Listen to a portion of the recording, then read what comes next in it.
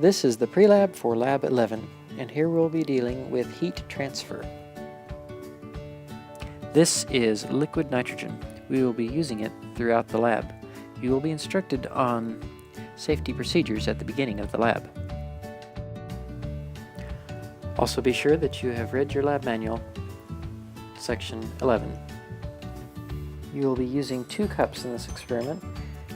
Unlike what it says in your lab manual, both may have double walls. Please use the strongest and best insulated one for the liquid nitrogen. You will be using a force probe for the nitrogen. You will not measure the mass of the nitrogen or its cup. Be sure you measure the water cup, however, both before and after you add water. There are 2 programs for this lab. Please open the mass program first. You will see fluctuations like this on the screen. You'll need to run this for 200 seconds before placing the cylinder in the cup. This is what your graph would look like.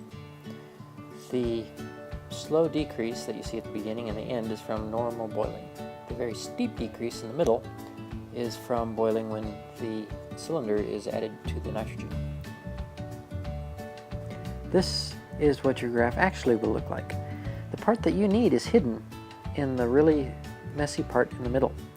However, there is a solution. If you do this with a ruler and a pencil, you can estimate how far apart these 2 lines are. This will allow you to find the missing piece of your graph. Your nitrogen cup will get very cold during the course of this experiment. It will probably form a layer of ice. This is why it is important to use the heavier insulated cup.